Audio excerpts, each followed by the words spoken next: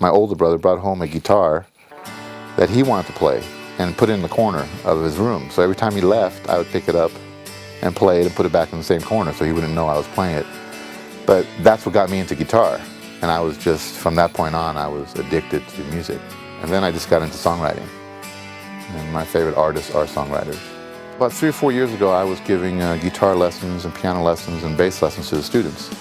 And me and Sherman were talking about getting a studio up, you know. So we decided to invest in some recording equipment. We built 2 rooms, and now it's called the studio.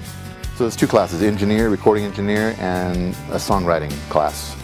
And we're in the process of every 3 months, every parent weekend, to come out with an album of original music of what the kids are doing. This studio, for any kid to come in here, would be $80 to $100 an hour in a regular outside. You know, here they're getting the luxury of being able to sit here for many hours they can to do a song without, you know, any money coming out of their pocket. It's so when we come in the studio, it's all work. It's got to be, because time flies. For most people, picking up an instrument and playing it releases a lot of tension, anxiety. It relaxes them. It gives you a sense of worth if you're a songwriter, you know, that you've been published and actually recorded. There's a lot of etiquette involved, a lot of structure of songs, a lot of recording engineer techniques they've got to learn, especially what the board does and what all these knobs do.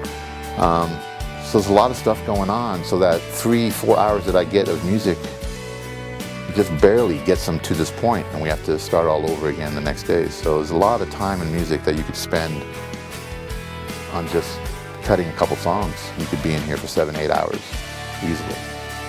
There's nothing more exciting than hearing your voice on tape, you know, coming back at you with something that's already been produced behind you. Most of the kids have thoughts in their minds up in their unit of what the song's supposed to sound like. They come down here and it changes all of a sudden.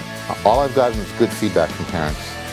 Parents are very excited when they hear their student or their kid on tape, on a record. And it's something to be proud of. How many people are on a record? Not many, you know. I've always heard, oh, there's 5 million people out there doing what you're doing. There's not 5 million people out there doing what I'm doing. You know, there's a handful. But that's what you learn when you grow up. You know, you really want to get into music? You really want to get into acting?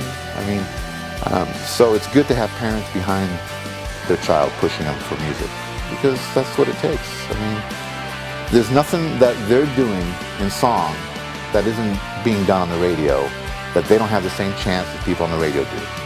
People on the radio have the same chance as these kids. They just kept pursuing it. They don't give up, and you can't give up. I mean, I've always said the Beatles went to, 30, 40 record companies until one said, I hear something special.